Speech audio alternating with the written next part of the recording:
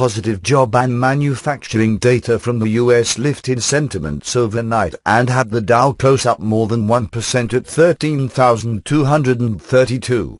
The Forex currency market was relatively steady and mixed though. The yen remained the weakest currency this week on recovery in risk markets as well as speculation of additional easing from the Bank of Japan. Indeed, US dollar Japanese yen is heading closer to near-term resistance at 80.37, and similar strength is also seen in British pound Japanese yen as it's getting close to equivalent resistance of 129.64.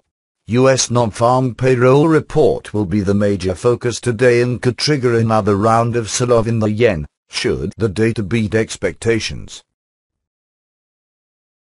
Markets are expecting the non-farm payroll to show growth of 120,000 in the US job market in October, while unemployment rate is expected to rise slightly back to 7.9%.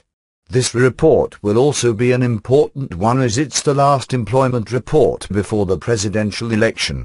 A quick look at the leading reports saw the automatic data processing report, with revised methodology, beat expectation and rise 158,000 in October. The ISM manufacturing index employment component dropped to 52.1, from 54.7, but maintained itself in expansion region. The 4-week moving average of initial jobless claims improved slightly to 367,000, down from 375,000. Conference Board consumer confidence improved to 72.2, up from 68.4. So overall, this argues that the non-farm payroll this time would be solid but not spectacular. Another piece of job data from Canada will also be watched closely. Net change in employment is expected to show 7,500 growth while the unemployment rate is expected to dip slightly to 7.3% in October. The Canadian dollar suffered some sell-off last week on expectations that the Bank of Canada will drop its tightening bias and recover, since the bank maintained the status quo. Nonetheless, there is no strength of any sustainable rebound yet since comments from Governor Carney have been obviously more dovish than the central bank's statement. The weaker-than-expected GDP report released earlier this week also limited the loonie's strength, even though risk sentiments improved. Today's job data from Canada will likely trigger some volatility. The minutes of October 4th to 5th Bank of Japan meeting showed that some members worried that the economy would be acknowledged retroactively to have entered a recessionary phase.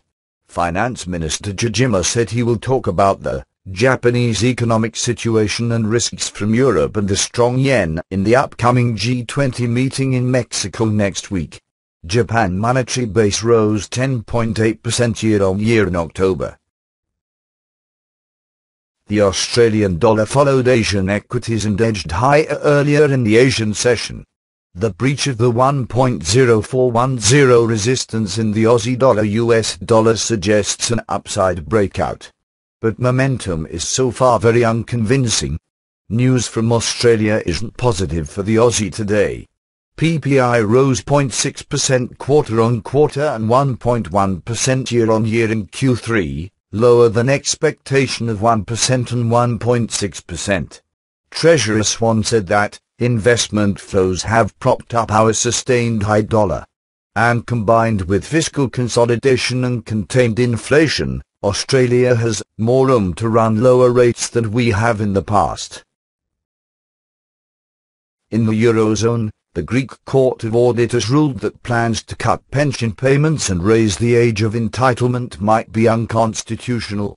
This would impose some problem in the bailout as the Greek government, under pressure from the IMF and the EU, agreed to raise the retirement age from 65 to 67 and reduce pensions above €1,000, progressively. This would form part of the debt-ridden country's austerity plan to reduce the deficit.